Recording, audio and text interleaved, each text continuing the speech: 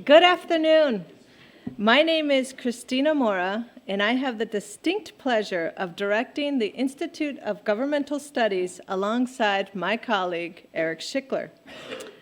I want to welcome you here and thank you for attending the first of our IGS Breaking News panels. Events like this allow us to showcase our IGS poll findings and provide you with the very first look at some of the most important trends in California today. Now, IGS was founded 100 years ago, and I can speak for Eric as well when I say that we are honored to carry out the good work of directors past and look forward to shepherding the Institute into its next phase, especially at a moment when state-of-the-art research and civil debate seem more critical than ever. We look forward to more events like this, which celebrate the contributions of IGS research and provide a chance for us to get to know you, our broader IGS community, better. So now, with further ado, I'd like to introduce IGS's new executive director, Christine Trost. Christine has only been in her position a few months, but already her energy and her commitment has made an invaluable mark on all of us. She will be moderating our panel this evening, so please join me in welcoming Christine onto stage.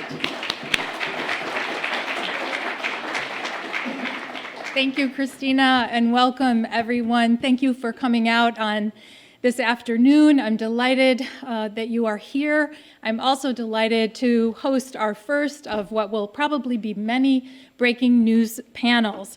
While impeachment is not exactly breaking news, we are really thrilled to bring together a panel of experts to help us make sense of what is happening today at this critical moment in American politics, to understand the views of California voters in particular on this important issue of impeachment, to understand the historical and political context and forces that are driving what is likely to be the third presidential impeachment in American history, as well as to understand the strategic considerations and calculations that are being made by our two political parties, and to understand what all of this means for us, for the American people, for our political institutions that we love and need, and for representative democracy in the United States in 2019. As Christina said, we're going to be holding more of these panels, and if you are not already on our mailing list, please consider joining. The information is on the screen, and that way you'll receive our upcoming announcements of future panels like this.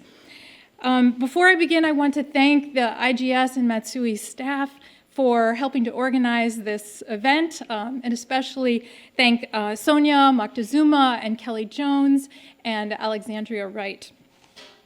The format for this event is going to be for me to introduce all of our three panelists right now so that I don't interrupt the flow of their presentations. But afterwards, after they've all presented, we're going to join each other on the stage here, and then we will take your questions. So we really want this to be an opportunity for you to have your questions answered during this critical time. And we invite you to fill out a note card or write your question on a piece of paper and hand it down to the aisle, and our staff will come through and pick them up and bring them up to the stage, and we'll read them off. If you need a note card, just raise your hand and we will get you one. So it's my pleasure to introduce today's speakers. Our first speaker will be Mark DiCamillo. Mark is director of the Berkeley IGS poll, which is a nonpartisan survey of California public opinion on matters of politics, public policy, and public affairs. He has been actively involved in measuring public opinion in California since 1978, when he worked at the Field Research Corporation, founded by the legendary pollster Mervyn Field. He worked under Mr. Field as assistant director of the statewide field poll for 15 years, and in 1993 succeeded Field to become its director and served in that capacity until 2016.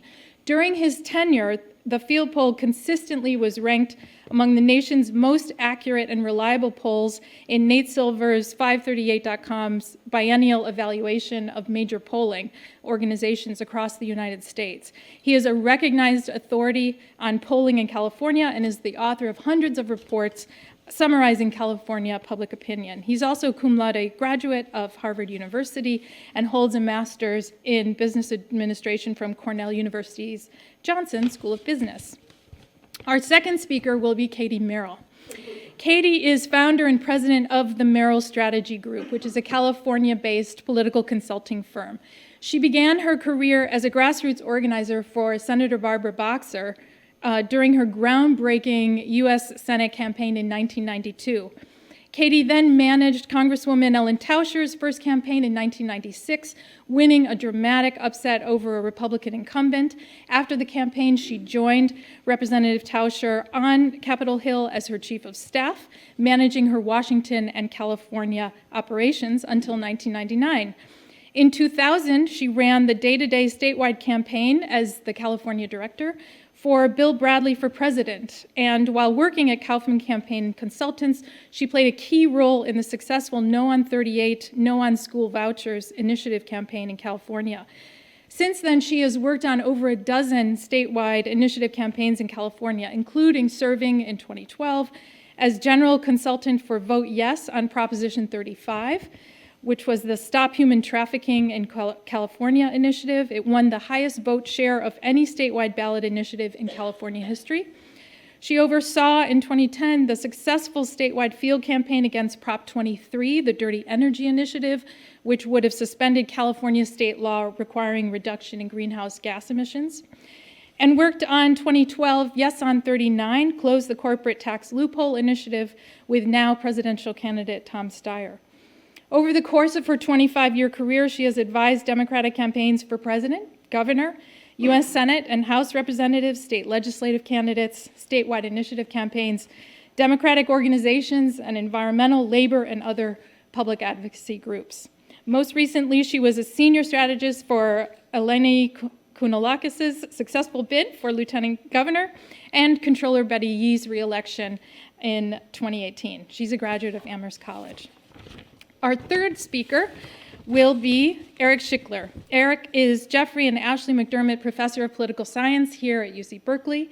He is the author of numerous award-winning books, including Disjointed Pluralism, Institutional Innovation, and the Development of U.S. Congress, Filibuster, Obstruction and Lawmaking in the United States Senate, Investigating the President, Congressional Checks on Presidential Power, and Racial Realignment, the Transformation of American Liberalism, 1932 to 1965.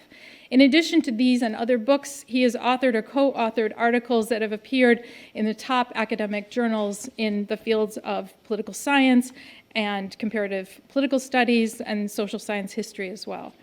His research and teaching interests are in the areas of American politics, U.S. Congress, rational choice theory, American political development, and public opinion. And in July of this year, as Christina mentioned, he was appointed interim co-director of IGS, along with Christina, and I am delighted to introduce all three of you and to have you speak at this event. And with that, I'll invite Mark up to begin your presentation.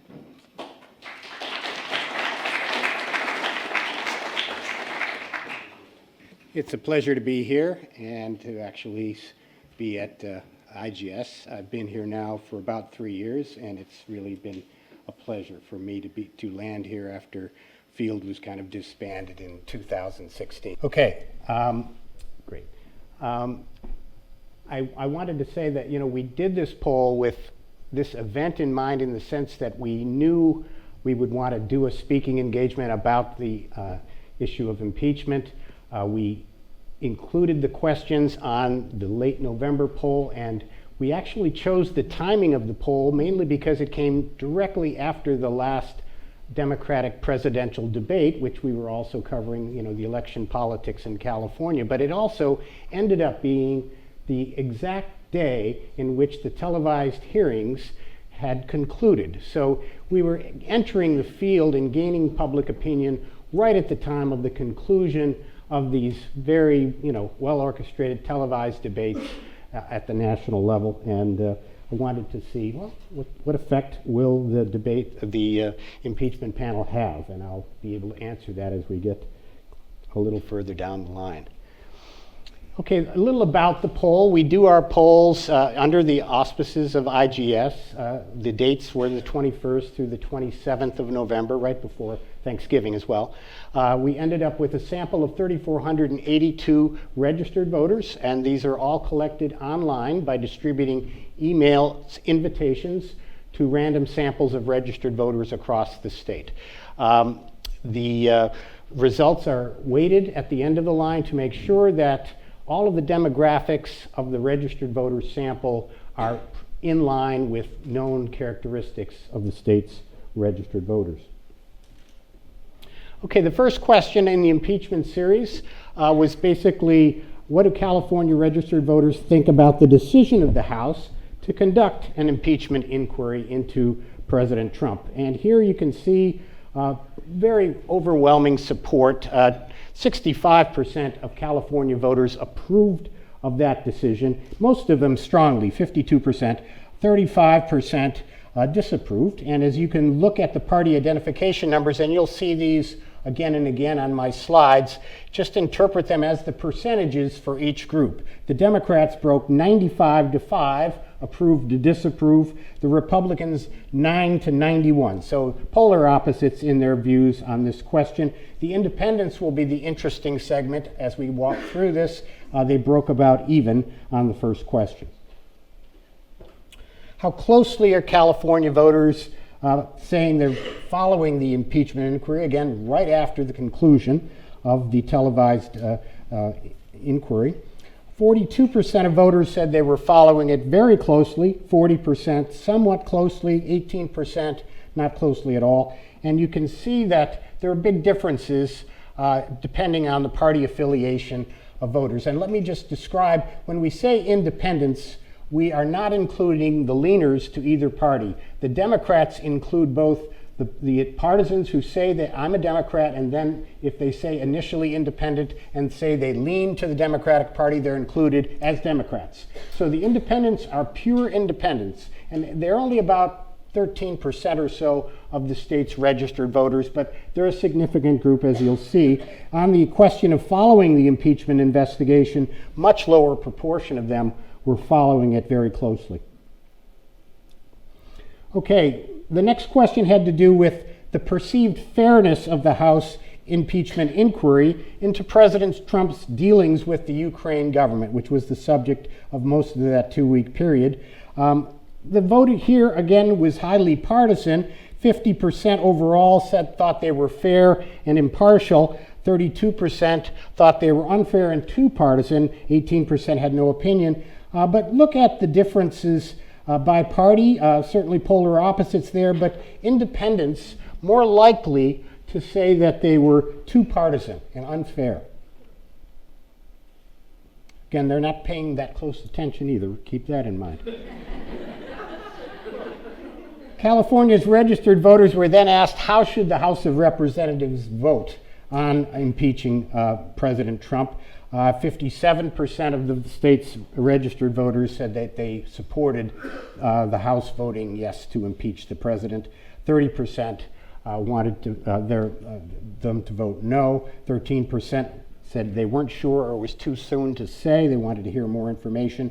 Partisan split, again, mirror images of one another. Democrats 85 to 3, Republicans 8 to 81. But independents on the fence, 40 to 36, with the remainder 24% were saying it's too soon to say or they weren't sure. Okay, what should the Senate do if the House does vote to impeach? Here we find that 55%, very similar proportion, thought they should vote to convict and remove Trump from office.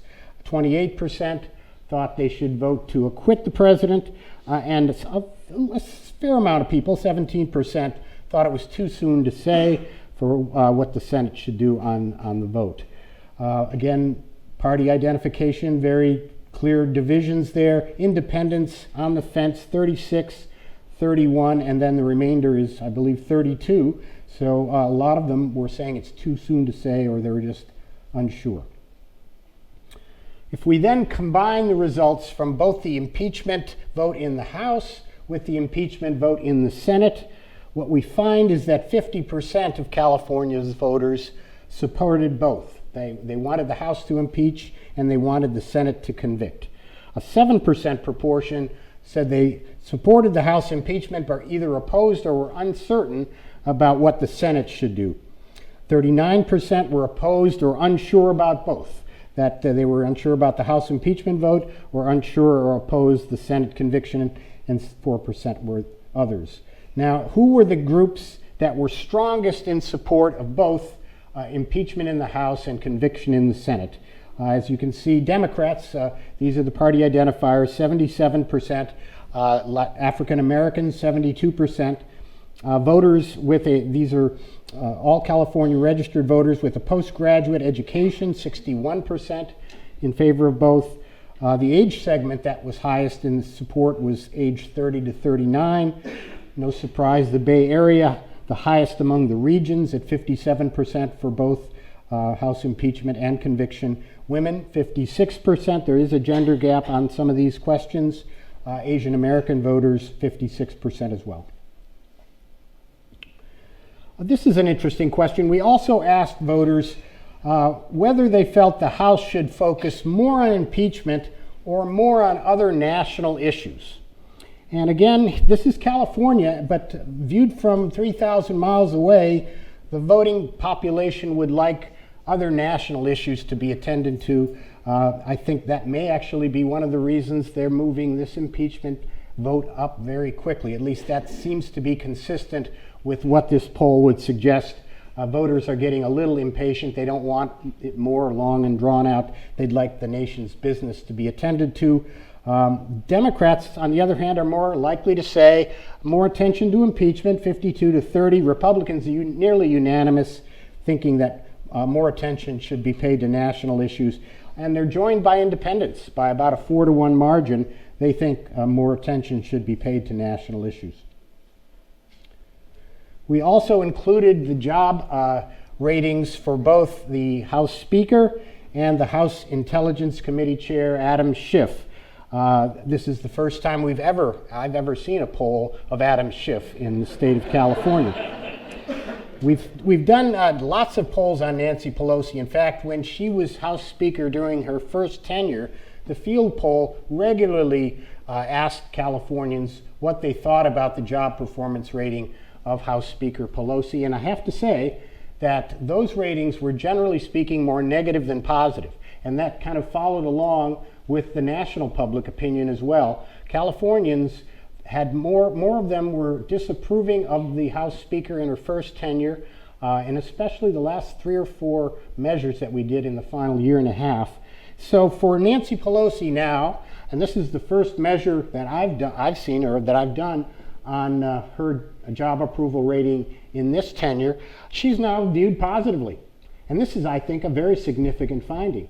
It's hard for a well-known political personality to change the opinions of voters from a negative to a positive.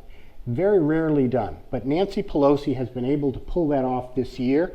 Now she's getting 53% of the state's voters approving versus 46% disapproving. Adam Schiff, which is interesting, 75% of voters have an opinion one way or the other about Adam Schiff. This is tough to do for a congressman. And you know, he's probably thinking, well, people know me now, that's probably a good thing. And these views, as you can imagine, are highly partisan, much more positive among the Democrats, much more negative among the Republicans. But his overall image rating is 44 approve, 31 disapprove. Now let's talk about the man who all of this is about.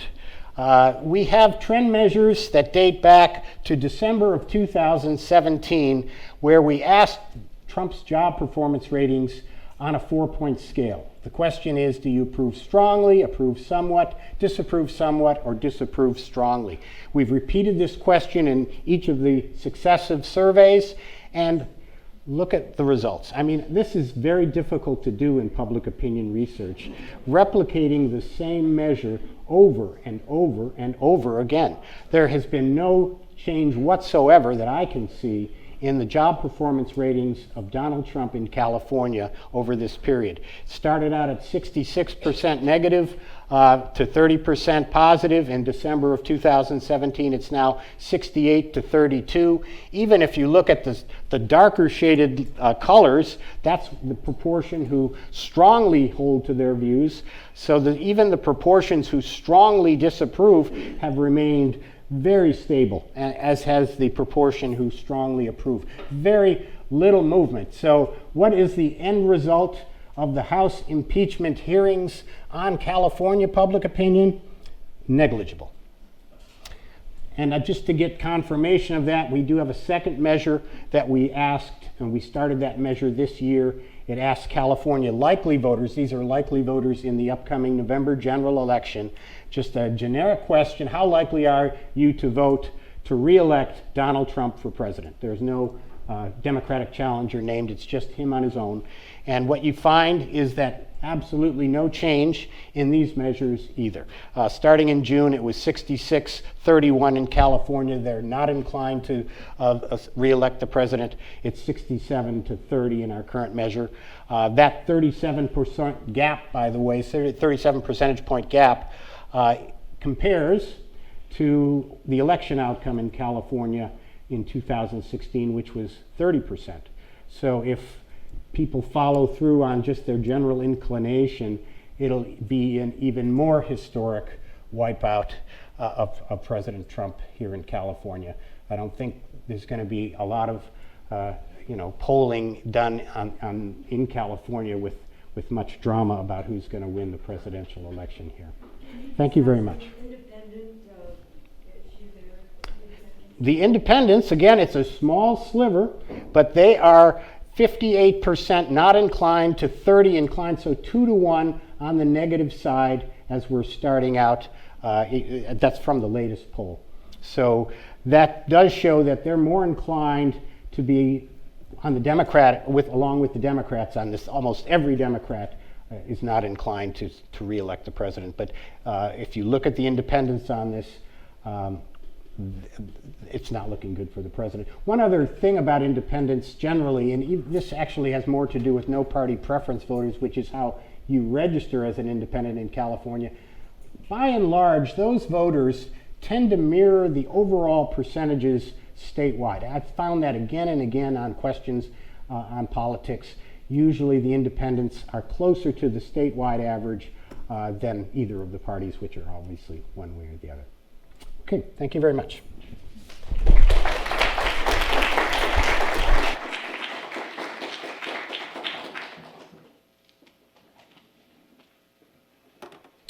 Good afternoon. Can you all hear me okay? Okay, I'm Katie Merrill. I have no PowerPoint for today. What I want to talk to you about a little bit is the impact of impeachment on House races, Senate races, and a little bit on the presidential race. So full disclosure, I am working on Tom Steyer's campaign for president. So just know that that is what I am doing as I talk about the presidential races. So first of all, I would, just as a point of trivia, because we are in historical times, although history seems to be repeating itself every 20 plus years or so, I was working as chief of staff for the late Congresswoman Ellen Tauscher on the Hill in December, in fact, on December 10th of 1998. And I remember much about day to day about the impeachment process, but I did want to read to you from the Washington Post the headline from Thursday, December 10th, 1998. Republicans draft 4 impeachment articles on Clinton.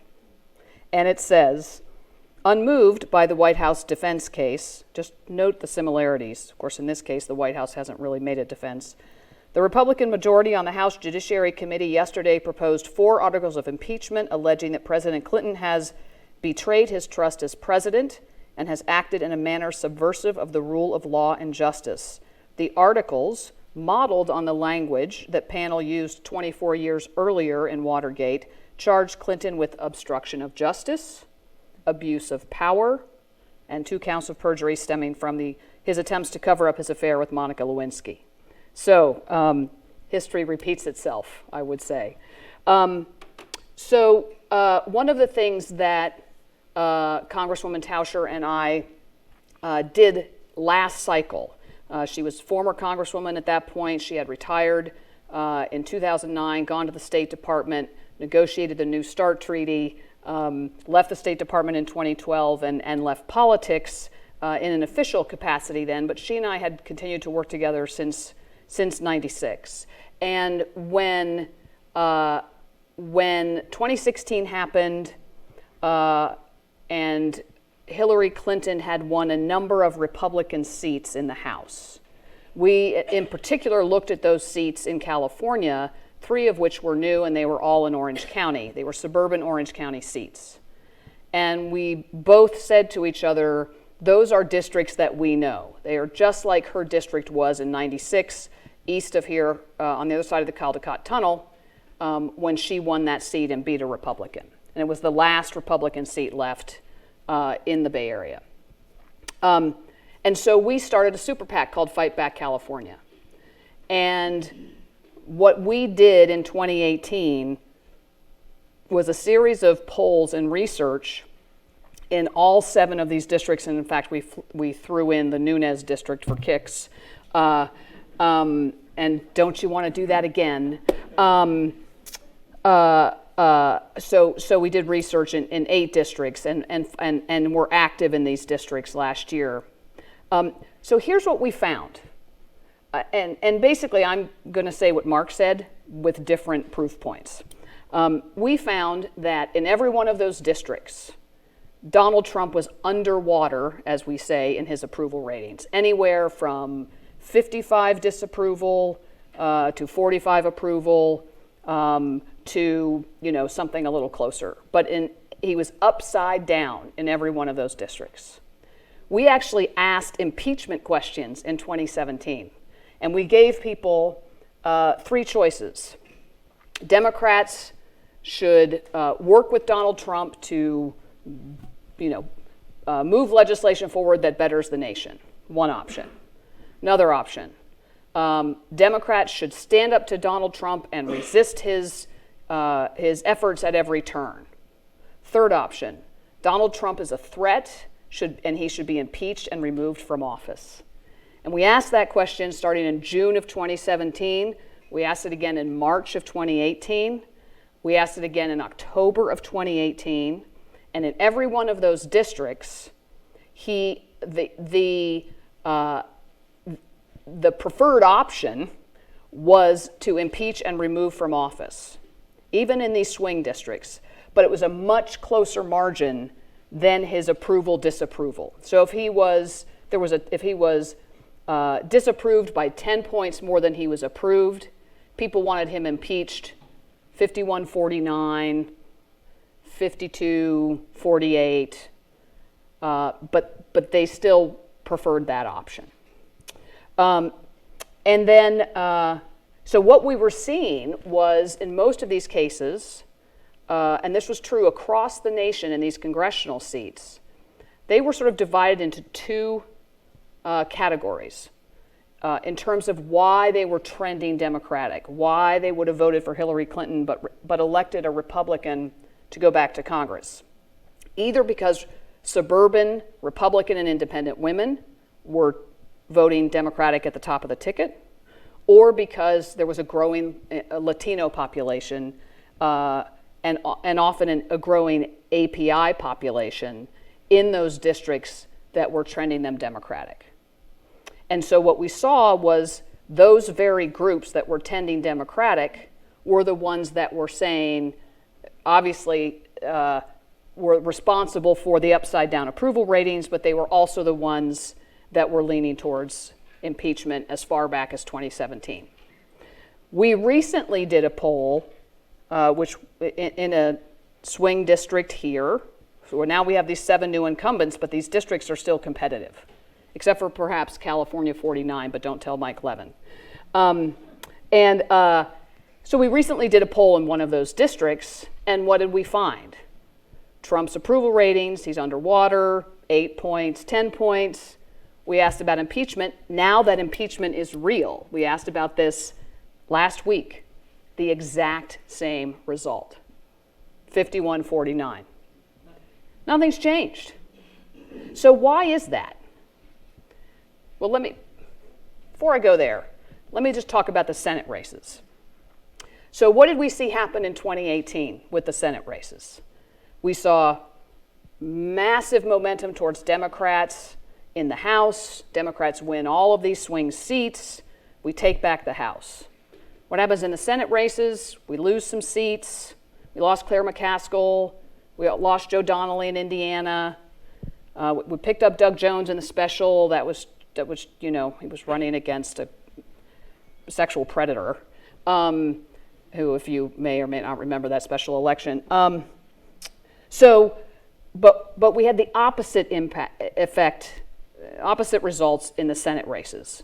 So what Trump knew by 3 months before the election in 2018 is he was going to lose the House, so he had to do everything he could to keep the Senate, and so he went to all the key states 2 times, 3 times, maybe even 4 times. I know he was in Montana at least 3 times in the last 6 to 8 weeks of the election. He actually was not able to flip that seat, and John Tester kept it.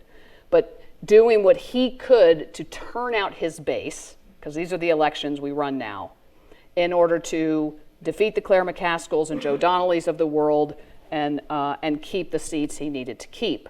So as much as Trump's approval ratings and performance and popularity helped Democrats in the House seats, and the Kavanaugh effect, which we did a bunch of research on and found that the Kavanaugh effect was positive for Democrats in these swing seats and negative for Democrats in these Senate seats.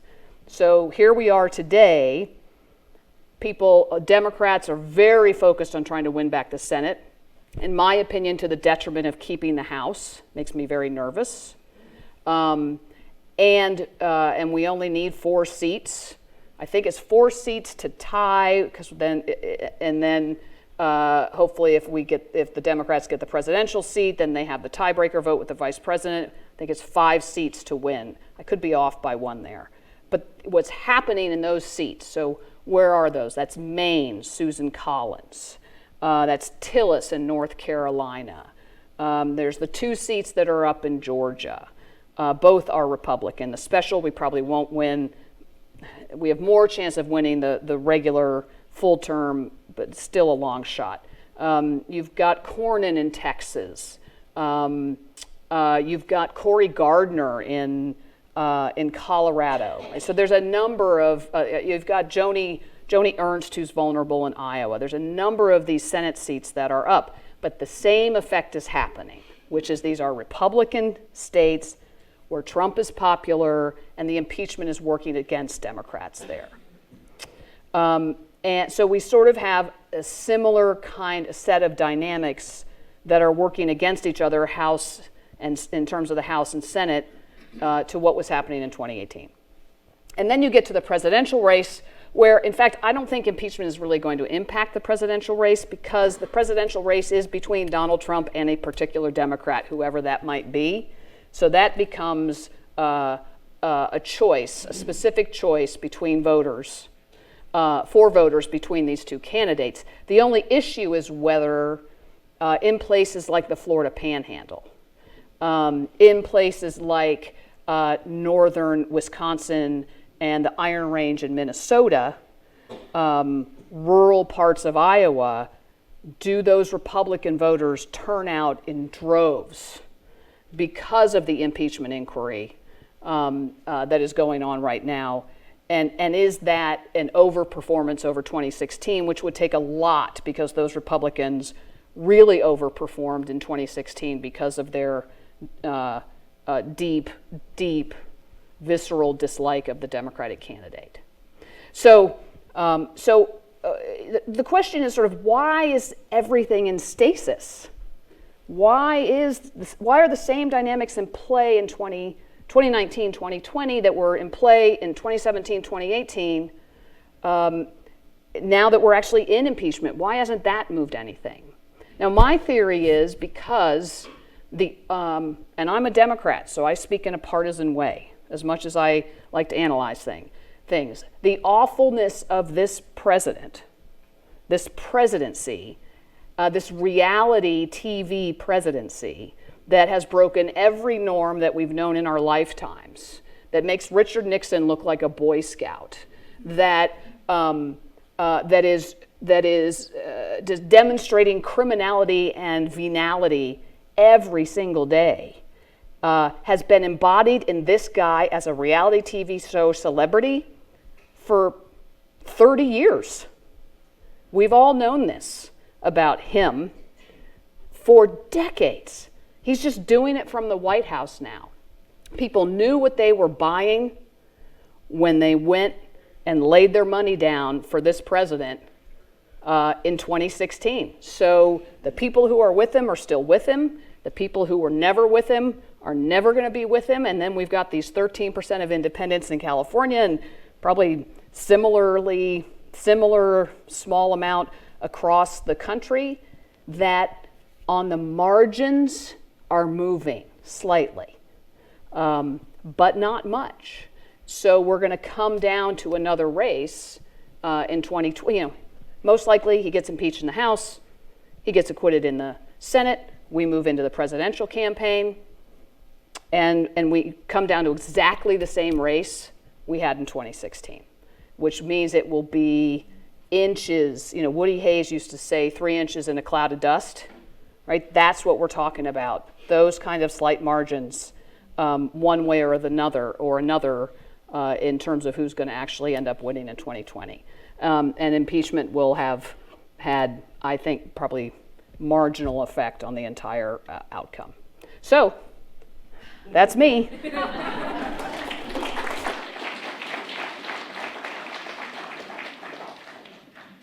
First, want to thank Mark and Katie for their great comments, which I'm going to build off of. And I also just want to take a moment to thank the IGS staff again, echoing Christine and Christina for all their great work putting this event together. So I'd like to say that my comments I wish I could say my comments will offer a more optimistic take on the meaning of this impeachment battle, but I honestly cannot do that. So I'm going to offer you hopefully a take that puts in historical perspective and a little bit of theoretical or institutional perspective some of the reasons behind what Mark and Katie were talking about, and then also think about the implications. The biggest thing I want to talk about really is to think about the implications of this impeachment battle for what it says about the robustness of our democratic institutions in the United States. And yeah, I see a couple of my Poli-Sci 103 Congress students with apologies for saying some of the same kinds of things that they've been listening to for several months. So I actually start out really all of my American politics courses here at Berkeley with thinking about the question of what it takes to sustain the United States as a stable republic. And we go back to Madison and the founding, not because they were necessarily right in a lot of their predictions, but because the analysis they offered, I think, offers a really useful lens to think about these questions. In particular, Madison, in the Federalist Papers, famously puts a lot of reliance on institutions to maintain a system of stability, where we create the separation of powers. We have 3 separate branches, and then we provide checks and balances, giving each branch kinds of mechanisms to check one another. And the claim is that what that does is prevent any one branch from becoming a tyrant and from abusing its power. And Madison notes in the Federalist Papers that it's not enough just to write down and have these 3 separate institutions. You have to build in kind of protections for the stability of the system. So what he talks about is giving each branch both the constitutional means and the personal motives to defend the power of their own branch. And so what Madison talks about is the ambition must be made to counteract ambition, right? And so I want to use that as a kind of lens to think about this as we talk about impeachment today, both in terms of means and then in terms of motivation. All right, so if you think about Congress's means to fight presidential abuses, there are really 3 kinds of categories. First is legislation. President does something that oversteps the president's authority, well, you can try to pass a law to reverse that.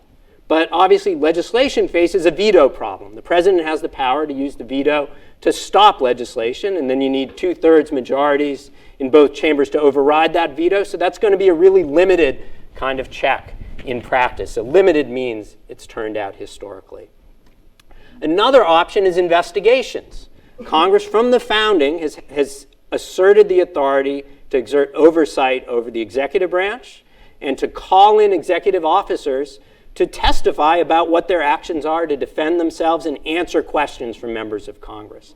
And you can think of this, again, as another check, a way if the president or the president's administration is misbehaving, you can call them to account, force them to face Congress, and then through that, the people. And one of the findings that I've done some work on investigations with Doug Kreiner in this, where one of the things we find is that intense investigative activity historically has had a real impact on presidents' approval ratings, bringing them down, and on policy in the long term, forcing presidents to kind of adapt due to public pressure that gets raised. So investigations are an important tool under the Constitution, but while investigations can be effective, they can also face stonewalling. And there's a long tradition of presidents trying to resist these investigations by claiming, for example, executive privilege. Historically, though, when presidents have claimed executive privilege, first of all, the claims have been limited in scope. They've tried to protect particular aspects of their deliberations, but not wholesale stop Congress from asserting oversight. And they've typically ended up being resolved through kinds of informal negotiations where the president at least gives some ground. Trump administration is really exceptional in this regard in making a blanket claim of executive privilege, refusing to systematically turn over essentially any documents and allow and is essentially refusing for any of their officials, though we have had some essentially against their instructions now testify, but basically blocking testimony from a whole range, much wider range of officials. So then this in turn makes investigations a much less effective kind of tool if you can't gather this information, right? So then what's the third constitutional means? Well, that's impeachment, right? That impeachment is the ultimate club when all other mechanisms are failing institutionally. And that actually makes understanding impeachment, I think, really central. It's a rarely used, or should be a rarely used power, but if you think about ultimately what's going to deter presidents from extreme forms of misbehavior, there really are two things. One is impeachment, and the second is elections in the end, in the final analysis. So that makes understanding how impeachment works really important. So that's in terms of means. I want to make the case that this is really important, and so the potential breakdown in this process is really important, as we'll see. All right, so that's means. What about motivation? Well, I think actually, if you think about what the framers got wrong, like if you think, what did they misunderstand fundamentally or miss? I think the most important thing that they missed is that they didn't account for the role of political parties. They saw parties as a possibility, but their hope was that they would avoid the creation of political parties. That was the goal. And in that context, you could imagine members of Congress having their institutional interest. As a member of Congress, your stake is in Congress and its power being really important. And so when Congress's power is threatened, members will defend that power. But what happens when you have party in as a rival motivation is party can essentially trump, pardon the play on words, trump institutional motivations. And so, as we see now with Republican politicians in terms of defense of Trump, we see, I think, their partisan interests really leading them to not worry about congressional power in the way that the founders expected them to do. And then related to those are also electoral motivations. That I think the founders did anticipate, but missing the role of party led them to not understand how. Well, if you're running for Congress as a partisan, and especially in the current era when you're relying on a primary electorate to return you to office, if Republican voters, for example, are demanding that you defend the president, that's going to make it very hard for these members to worry at all about the evidence one way or another in an impeachment trial. All right, so So this is suggesting that while the means exists, the motivation may not. And I want to, and in thinking about this, what's I think also really important to note is this is actually something different. So party has always been here. The founders turned out to be wrong, and they found out they were wrong very quickly within their own lifetimes. But throughout our history, party has been one of several motivations for members of Congress.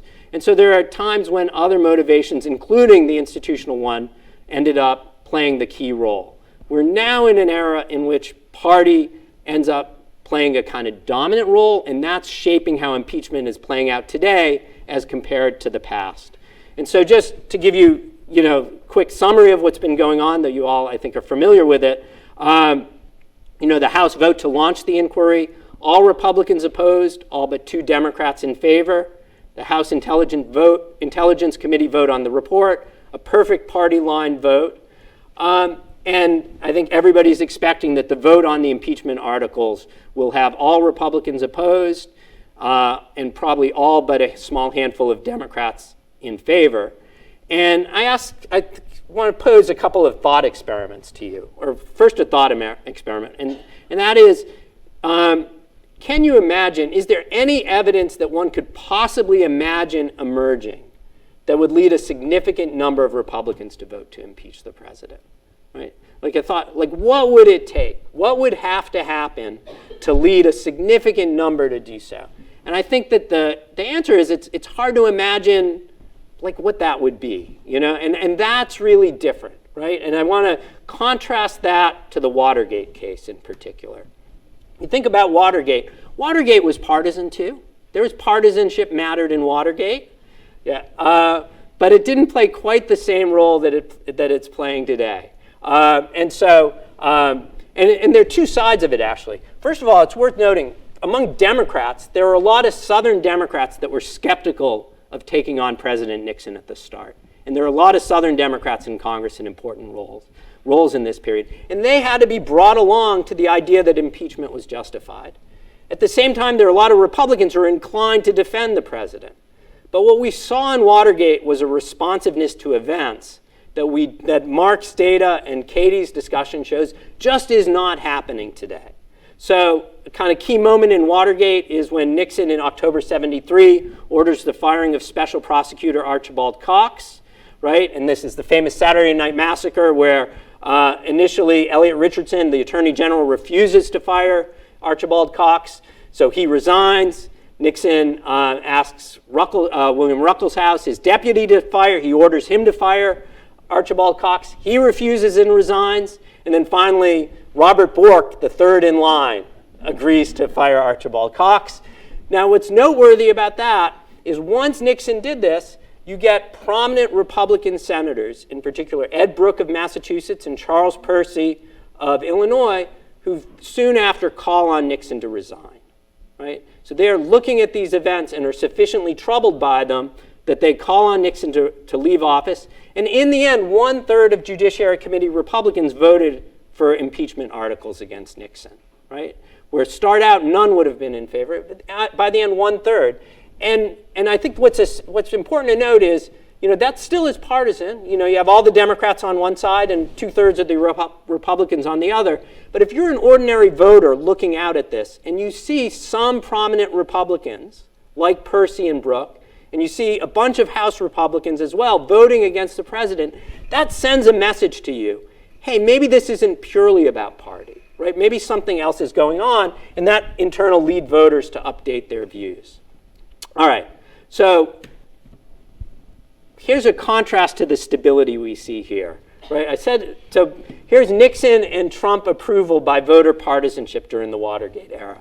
Notice red line is Republicans, the middle line is independents, blue line is Democrats. Notice Nixon starts out looking quite a bit like Trump among Republicans, support in the 80s, right? And he's never popular among Democrats, but he does have about half of Democrats in support at the start. And then look what happens as Watergate, not used to, there we go. Look what happens as the hearings start. He's reelected in 72, massive landslide, and then look at this decline among Republicans, independents, and Democrats, as Watergate's unfolding, a gradual erosion in presidential support that in turn is allowing or leading these Republicans to take on the president as well in Congress, right? Contrast that to Donald Trump. This is the same story that we got from Mark. This is just with national data. 2019 job approval. Here's the Republican line. Perfectly stable. Independents, perfectly stable. Democrats, perfectly stable, right?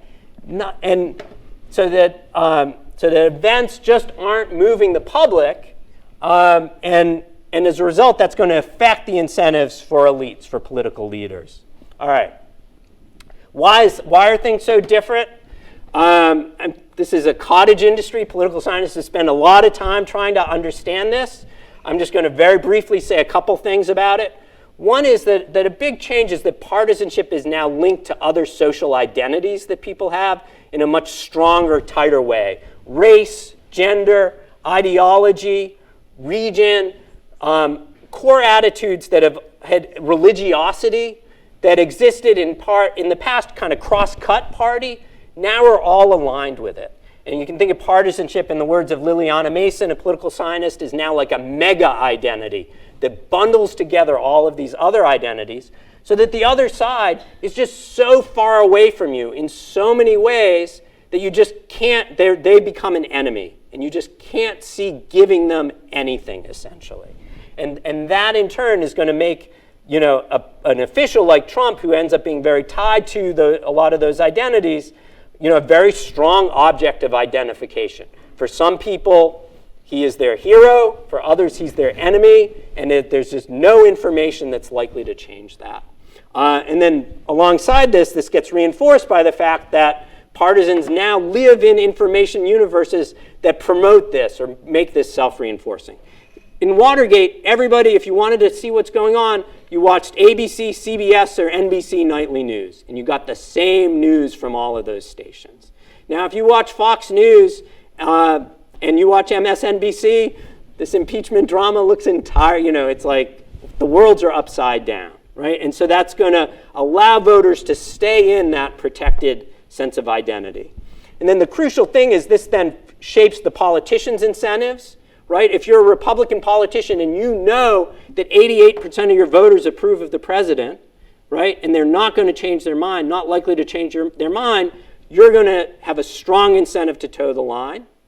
But then it also feeds back to voters. If all voters see are politicians lining up on party lines, they have no incentive to update. There's no way they're going to update. And again, voters get the message, this is just partisanship as usual, even when it's not necessarily partisanship as usual. All right. So I want to wrap up my comments by thinking about, well, where does this leave the Madisonian system, right? So it sounds, partisanship, it's been with us for a long time, but when it becomes this kind of a force and it overrides institutional motives, it leads to the question of whether impeachment can actually work as a check on presidential power in this highly polarized era, right? So in other words, if we have an impeachment and the outcome, as everybody tells us, is essentially preordained, the House will vote to impeach, seems almost certain, unless video emerges, and even in that case of Donald Trump shooting people on Fifth Avenue, the Senate will acquit. Where does that leave impeachment as a tool, right? And I think it raises the question that a lot of people are wrestling with. If one believes that serious abuses of power have taken place, then is it better institutionally in terms of our democratic resilience to try impeachment and have it fail in the sense of removal, right? Is that better because you're at least showing, okay, this conduct is has crossed a line where we're going to vote to impeach, right? Is that better, or does the acquittal and the expectation of an acquittal just kind of routinize the process and make it less meaningful? In other words, does it make it, well, the next president, when it's a Democrat, we'll expect Republicans to find some reason to impeach that president, regardless, and it'll play through the same drama, and we lose the ability to distinguish real abuses of power from made-up ones, right? So I think it's a really tough question as to how do you make this tool viable in this very different era. And I think a lot of folks have thought about it from a strategic perspective. Katie was raising the question, well, for Democrats, is this going to help them or hurt them? And maybe it hurts them in these Senate races. Maybe it's a wash in the presidential race. And I think her analysis sounds exactly right. There's also the question, though, for our democratic institutions, like, which is the better option? And I think that is a deep, difficult question. I don't think political scientists have great answers for it yet, but I think it's really what's facing us now as we think about our institutions. And then finally, I just maybe leave you with a slightly more optimistic note, which is, okay, well, institutions are one check that may well be breaking down.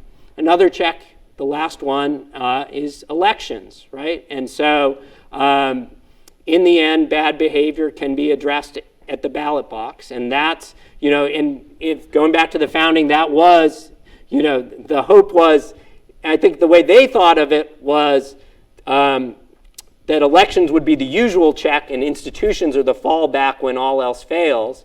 I think now it may well be reversed, where institutions may well be failing, but elections are what might ultimately hold individuals accountable. Thank you. Want to again invite the audience to write down your questions and send them to the aisle so that we can bring your voices into this conversation. But I'll just start things off by mentioning there was in fact some breaking news today, which is that the House Judiciary Committee's Democratic majority released 2 proposed articles of impeachment. One charges abuse of power, that Trump used his office and the powers of the presidency for, quote, corrupt purposes in pursuit of personal political benefit, unquote. And then the other charge was that Trump obstructed Congress for, quote, directing the unprecedented, categorical, and indiscriminate defiance of subpoenas, unquote, that were issued by the House, and also directing executive branch officials not to cooperate with the impeachment inquiry. So we have 2 articles of impeachment that are likely to move forward. These seem to be narrower than what some political observers were expecting, were perhaps hoping for. And so I guess a question for you is, in terms of both strategic and through a strategic as well as an institutional lens, was it wise to go with this narrower focus rather than including, for example, obstruction of justice stemming from the Russia investigation outlined in the Mueller report? And do you think that these charges and the accompanying claims now, I mean, it's really concrete. Impeachment isn't just a single word, but now we know what impeachment means here through these 2 articles. There's additional text in these articles. It's a 9-page document. You can download it if you haven't already. You can read these articles. But they claim that, quote, President Trump used the powers of the presidency in a manner that compromised the national security of the United States and undermined the integrity of the United States democratic process, unquote, and that he will, quote, remain a threat to national security and the Constitution if allowed to remain in office, unquote. These seem different from, let's say, the Nixon era or the Clinton era. And so I guess the question is, will this resonate with American voters, especially the independent voters that have been mentioned so frequently in all of your presentations, the swing voters who will likely decide the next election? So I guess there are 2 questions there. One is about the wisdom of the narrower focus, both strategically and in terms of our institution, and the responsibility of impeachment. And then public opinion. Is this what's going to get independents and swing voters interested, this type of charge, this language? Well, I guess I'll start it off. I don't think we should expect changes in public opinion. I'm just conditioned by our polls to date. I kind of look at the world through a rear view mirror. I always tell people I take a poll and I can see what just happened. I can't really look around the corner with the poll until I do the next poll, but I guess I'm not expecting much movement. The narrower perspective, might go to the argument that many Republicans have been making, which is this thing is just a continuation of this year-long, 2-year-long investigation of the president on so many different, starting with Mueller. But that I don't have data for, so I'll stop it there. Well, the one movement we saw was in the national polls for impeachment. It went from about 43, 44 to about 51 right when the whistleblower report came out, that sort of week, 2 weeks. And that is the movement that I think we will see. And those were independents moving towards support for an impeachment inquiry. And I don't think we're going to see any real movement past that point. I think that's the reason that the articles were drawn so narrowly. It was clear that the Mueller report landed with a thud, and then a bunch of mud was thrown on top of it by Bill Barr and his version of what the Mueller report said, which, as we now know, is completely inaccurate. But because just to go down this bunny trail for a second, because Barr hijacked the narrative around the Mueller report and what it said, it was too late once that 10 days passed to actually communicate to the American electorate what truly was in the Mueller report. So no numbers moved. People checked out. I also think the electorate was so over the 2016 election that they really wanted to just be an ostrich and put their heads in the sand when it came to 2016. So then, in real time, while he was president, these violations occurred. And I think that is what moved those numbers from 43 or 45 to 51 among independents. Republicans have stayed the same, Democrats have stayed the same. And is that me? Am I doing that? So. What's happening? So I think that is ultimately the reason I think that they so narrowly tailored these articles of impeachment around something that he actually has done as president. I think the only thing I'd add about I think that the idea of keeping them narrow is in part with the trial in mind. And I think one of the things about the Trump experience has been there's been this succession of scandal and after scandal, story after story, and one tends to wash out or block out the next. And I think the Democrats' theory is that by focusing narrowly on the Ukraine case, that'll at least get folks to have a deep understanding of this one particular thing, and that maybe that will be a little cleaner than trying to talk about multiple topics.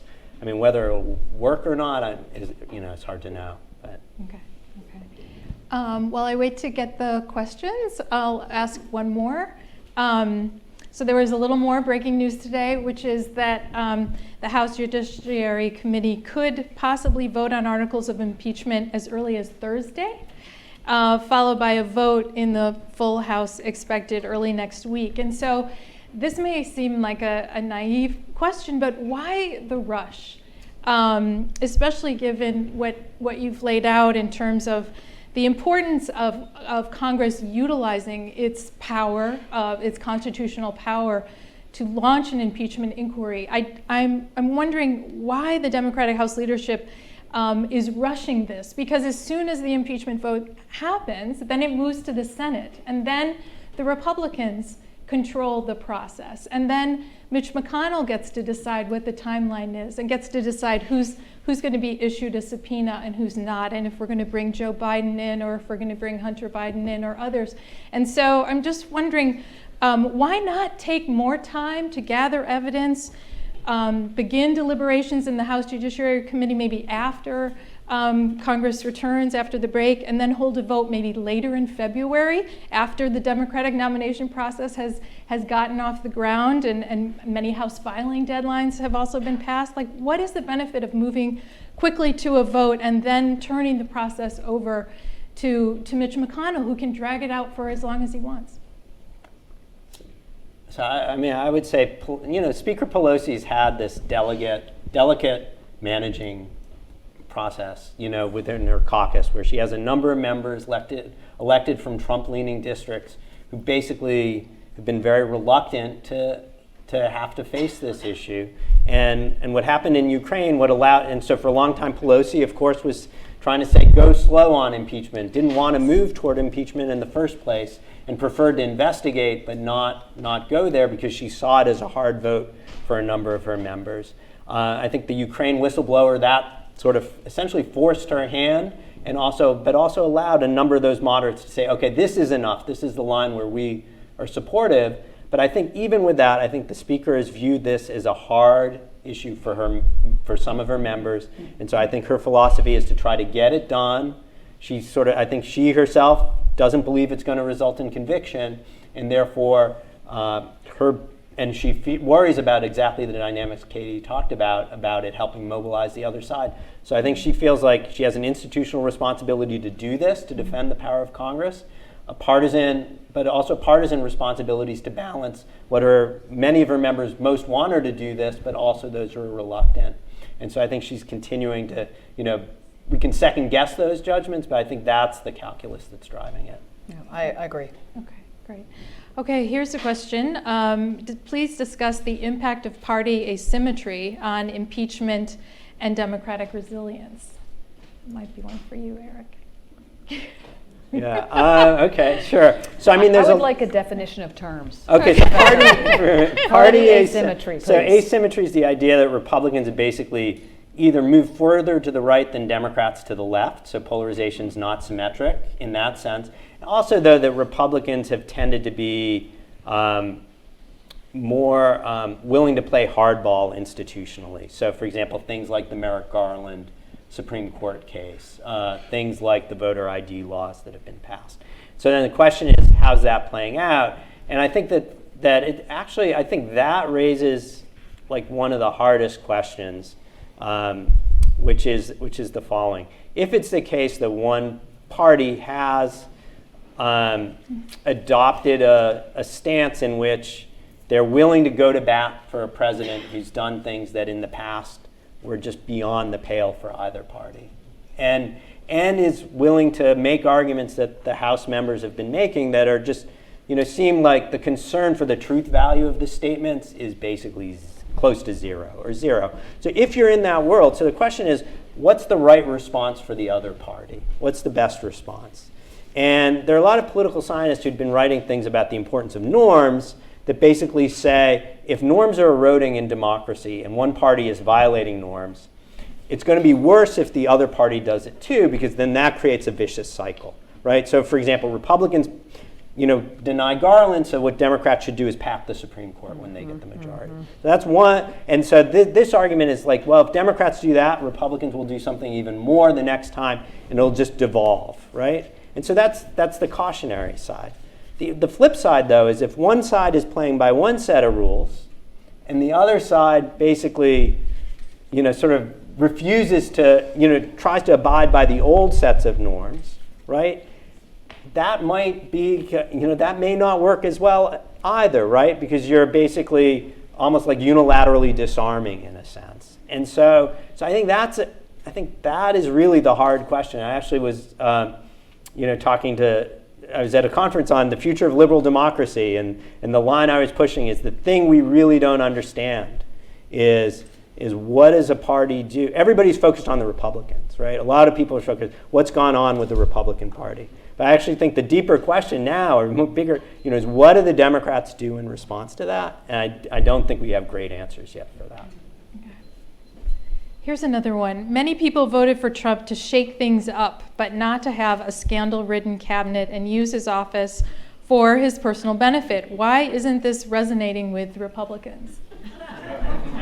Well, I don't think there's a difference. I think the people who voted for him and are loyal to him, they think all politicians are liars and cheats and feather their own nests. That's what this portion of the electorate thinks. Trump is better than most politicians because he does it in the open. He does it with glee in their minds, right? He's not lying about doing it. He's just doing it. And so when they sent him there to shake things up, I think they were like, yeah, I know what we're going to get, but at least he's like right out there about who he is and what he's going to do. And, you know, for other people, that's horrifying. Whether you're an institutionalist, whether you're a partisan Democrat, whether you're an independent who believes, you know, that democracy is something that's actually worth saving, preserving. But for the folks who are, you know, wearing the Make America Great, again, hats, soon to be, I guess, Keep America Great hats, that's what they voted for and that's what they wanted. And so I have to say, look, a lot of that's on us, meaning those of us who have been in the Democratic establishment, who made promises, who elected officials who made promises about, yes, you can keep your own doctor when we completely reform the healthcare system, right? I mean, you know, we on the Democratic side have played a role in the voters losing trust in politicians and institutions, and we have to own up to it, and we have to figure out what to do about it. So it's not one-sided, but you know, all of it has sort of led up to where we are now. And let me just add a couple things. Trump clearly won by making 2016 an election about change. You may not like the change, but that is really, it became an election about change. And so as we look at 2020, is it going to be an election about change? That's a fundamental question, and it really, I think, is going to boil down to who the Democrats are going to choose for president. Because I think some of the candidates can make the argument to make it a change election a lot stronger than other candidates. And maybe that's not the winning formula. I'm not trying to advocate necessarily for the change candidate, but it really is going to boil down to the candidate that they choose as to what the tone of the campaign will be. Will it be incremental change, a return to normalcy, or will it be a change election, which is what Trump promised and is going to now have to defend? Okay. Here's one for all of you. There was an influence campaign in 2016 to discredit Hillary Clinton by fabricating an issue with her emails. Why do you think voters were influenced by disinformation then, but not influenced by Trump's behavior now? Well, I think I dispute the premise of the question. Well, I mean, I think, so let me just speak about the disinformation campaign in 2016. We should expect that there will be an equally strong disinformation campaign in 2020, if not stronger. We should expect there will be multiple foreign actors, not just Russia. We should expect that it's already going on right now. We should be very, very concerned about our election security. We should be very concerned about the security of the voting machines. We should be very concerned that there has been no money allocated to upgrade our voting system since 2016. We should be very concerned. So when Eric says elections can be the ultimate check, really? Right. When we know that what Vladimir Putin wants to do is to inject so much chaos into our liberal democratic system that we no longer believe in it or rely on any institutions, that is what he's doing, including raising doubts about our election security. So there was an article from last November, that is a month ago, about a county in Pennsylvania, I believe it was outside of Philadelphia. Do any of the political scientists know about this in the room? That had a massive voting machine malfunction. And the only way that it was rectified was because they bought, these were new voting machines, so it's a good news, bad news scenario. Good news, or bad news, new voting machines completely broke down and spewed out wrong results. Good news is there was a paper ballot so they could do an audit and make sure the voting was correct. So that happened in 2019 in one county in Pennsylvania. Pennsylvania, by the way, is a swing state in the presidential election, let's not forget. And let's also not forget that were it not for 77,000 electoral votes between Pennsylvania, Michigan, and Wisconsin, there would be a different person in the Oval Office right now. So this is extraordinarily important. And the combination of the disinformation campaign and the threats to election security should make all of us very, very, very nervous about what we're facing for 2020. Okay. We're running out of time, but let me ask one more. In your opinion, is there any eventual outcome from this whole process that will be positive overall for Democrats? But I'm going to broaden this to for our country, for that's our a better question. populace, for our institutions. We want to end on a positive note. Anything, please. Well, I think if the Democrats can frame their case, and this goes to the narrowing of the articles of impeachment, that they're really just trying to do it, the historical right thing to do. I think that's the position Nancy Pelosi seems to be saying in her talks. This is beyond partisanship. It's beyond, it goes to the heart of our democracy. It goes to the heart of the institution of the Congress. I think if they can hold that line and convince that that's the stance we're taking with these articles moving forward, we're defending the institution, we have to do this, we were forced to do this, and I think that's their strongest case. So I'm trying to be optimistic. Well, I would say two optimistic things. One is we should take great comfort in what we saw in the 2018 cycle, which was immense activism by people who were never active before. And those folks are still active and will remain active. And so to me, that means the system's working. Our democracy is supposed to be a people-powered democracy, not to use an election tagline. That is actually true. With certain caveats, of course. So that happened, and I think that will continue to happen. So that's good. And the fact that there is an impeachment process happening also says to me the system's working per Eric's slides, right?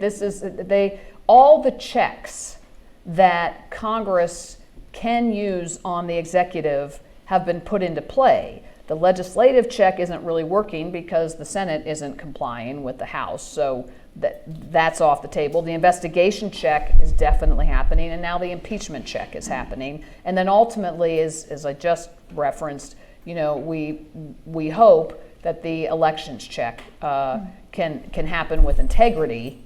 The elections can happen with integrity, so that there is or is not, whatever the results are.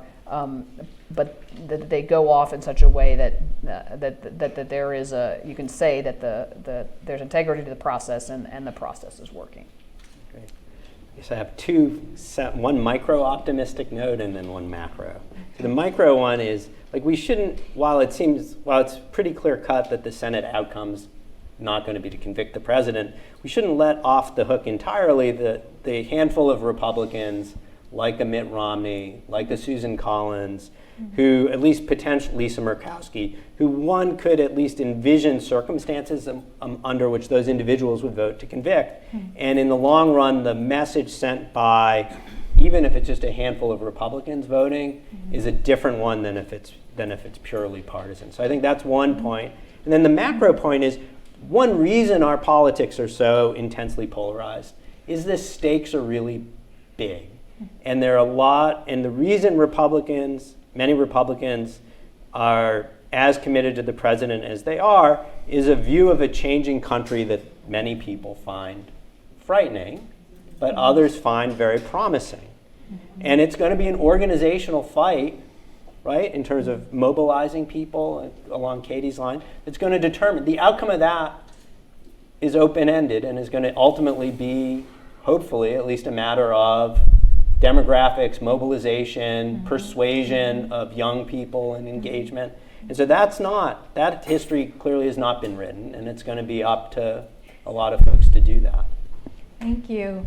Thank you, Mark. Thank you, Katie. Thank you, Eric, for sharing your wisdom and expertise with us. And thank you for all of you for joining us, for your questions, and we hope to see you at future events.